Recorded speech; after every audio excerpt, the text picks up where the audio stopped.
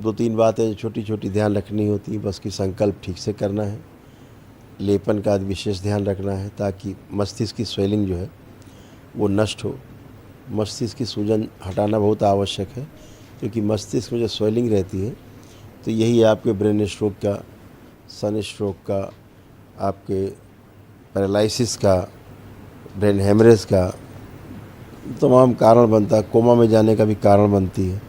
तमाम प्रकार के, नाना प्रकार के, बुखार से लेके कैंसर तक, एड्स तक रोग बनते हैं इसी सूजन के कारण जो मस्तिष्क में होती है। इसको ध्यान रखना है, लेपन जरूर करना है ध्यान से।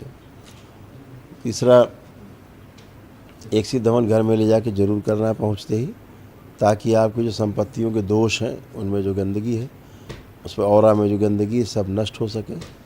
जितनी संपत्तियां हैं उनका लिख लीजिए, लिख करके ध्यान करके बाबा मेरे पास ये संपत्ति है, ये वाहन है, इसमें जो भी दोष है, गंदगी इसी हवन में नष्ट कर दिया जाए। और सिद्ध हवन में अग्नि दे देते हैं, सारी गंदगी साफ। भविष्य में कभी कोई नया वाहन खरीदें, कोई संपत्ति खरीदें, तो ध्यान करके एक सिद्ध हवन जरूर मंगा के उसका संकल्प करके करें, ताकि उसमें जो गंदगी हो, दोष हो, वो नष्ट हो जाए। 3 कारण मुख्य रूप से होते हैं आपकी समस्याओं के लिए, जो आप में समस्याएं पैदा करते हैं, रोग पैदा करते हैं। पहला कारण है पितरों की मुक्ति ना होना। दूसरा कारण है आपका काल सर्प दोष का बना रहना। और तीसरा सबसे बड़ा कारण है पितरों की हमारी जो नाना प्रकार की अरबों खरबों स्मृतियां हैं, और मृत्यु के समय जो कष्टों की स्मृतियां हैं, वो आप में बनी रहती हैं। इनके कारण आपको कष्ट होते हैं। किरण नक्षत्रों का दोष बना रहता है, असंतुलन रहता है, उसके कारण आपको तमाम नाना प्रकार के रोग समझ में आते हैं। कोई भी रोग हो, सबसे पहले सूक्ष्म शरीर में बनते हैं। आपके हाड़ मांस के शरीर में रोग बहुत बाद में बनते हैं, पहले आपके सूक्ष्म शरीर में बनते हैं। कारण शरीर में जो आपके बीज पड़े हुए कर्मों के, कर्म स्मृतियाँ पड़ी हुई हैं, कर्मों की स्मृतियाँ पड़ी हैं, उन स्मृतियों के प्रभाव के कारण आपके सूक्ष्म शरीर में उसमें रोग बनते हैं। रोग इसलिए बनते हैं ताकि आपके कर्म बीज कट जाए, आपकी आगे प्रोग्रेस हो, आध्यात्मिक उन्नति हो। कोई आपको बदला लेने के लिए आपको कष्ट नहीं आते हैं, कष्ट आते हैं आपके कर्मों का भोग है, कट जाता है, या आपका एक कर्म कट जाता है। तो ये सब तमाम, बहुत लोग उन्हीं कर्म कटते कटते मृत्यु हो जाती है। तमाम प्रकार के पितरों का सब दोष बना रहता है, इसके कारण बहुत प्रभाव रहता है, बहुत भारीपन रहता है। तो वो जो आपको आते हैं, पहले सबसे पहले रोग कहाँ बनते हैं, तो सूक्ष्म शरीर में। आपको यहाँ कष्ट हो रहा, वहाँ कष्ट हो रहा, इधर कष्ट हो रहा, उधर कष्ट हो रहा। आप डॉक्टर के पास जाते हैं, डॉक्टर आपको इन्वेस्टिगेशन के लिए लिखता है, आप चेकअप कराते हो, कुछ नहीं निकलता ही नहीं कुछ। आपको तो कुछ है ही नहीं, लेकिन कष्ट हो रहे हैं, रिपोर्ट में आ नहीं रहा है, मतलब आपके सूक्ष्म शरीर में रोगों का बनना शुरू हो गया है। धीरे धीरे 2-4-5 साल में वही स्मृतियाँ, नहीं कुछ तो हमें है, कुछ तो है, डॉक्टर साहब पकड़ नहीं पा रहे, हमें तो ये है, हमें तो वो है। स्मृति गहरी हो जाती है, आपका ब्रेन के द्वारा आपकी बॉडी एक्सेप्ट कर लेती है, और फिर आपके शरीर में रोग बनना, हाड़ मांस के शरीर में रोग बनना शुरू होता है। तब आपकी मशीन डॉक्टर साहब की पकड़ पाती है कि हाँ आपको ये रोग है। तब तक बहुत देर हो जाती है, और ये रोग असाध्य रोग बन जाते हैं, कभी ठीक नहीं होते, और फिर इन्हीं से कष्ट और इन्हीं कष्टों से मृत्यु होती है। दरबार आपके सूक्ष्म शरीरों से तमाम विभिन्न प्रकार के रोगों की स्मृतियों को नष्ट करता है। कारण शरीर से उनके बीज नष्ट करता है, जिसके कारण आप तत्काल, आप जैसे बैठे हो, आप अच्छे बैठे हो। इसलिए अगर देखा जाए, उस भाषा में बात की जाए स्थूल जगत की, तो 80 से 90% रोग आपके नकली हैं।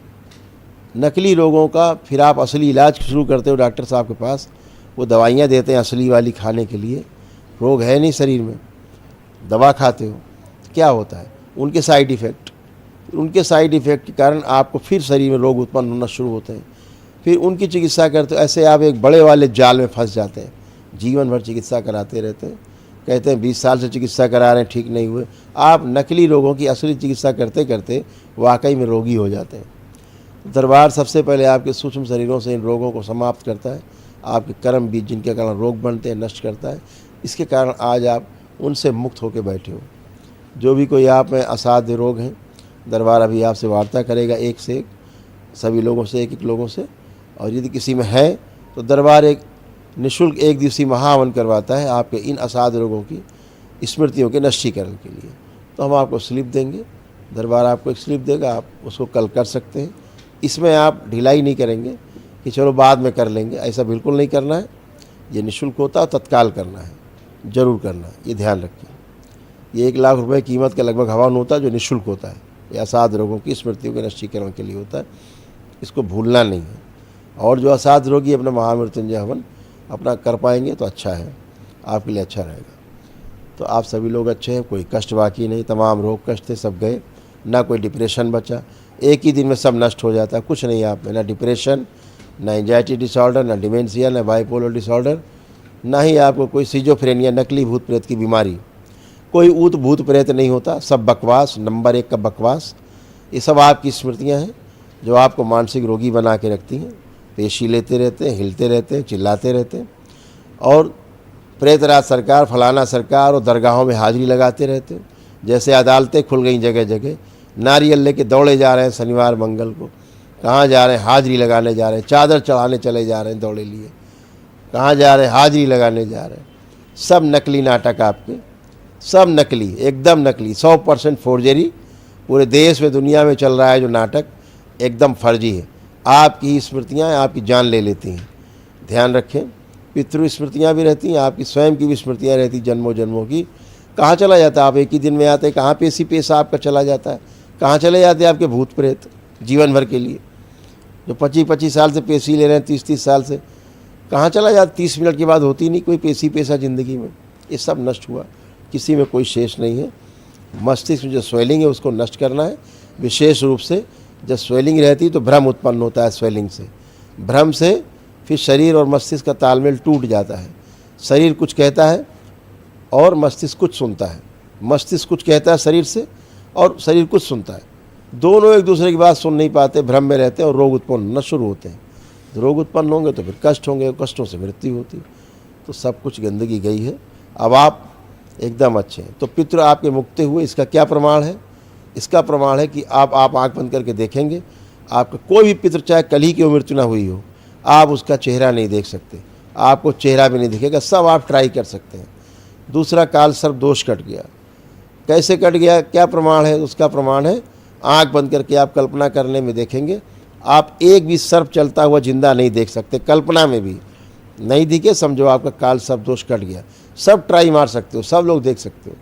इसी प्रकार से आपके पितृ दोष नष्ट हुए, पितरों की स्मृतियाँ, नकारात्मक रोगी स्मृतियाँ नष्ट हुई। जो आपके ग्रह नक्षत्र असंतुलित संतुलित हुए, उसका क्या प्रमाण है?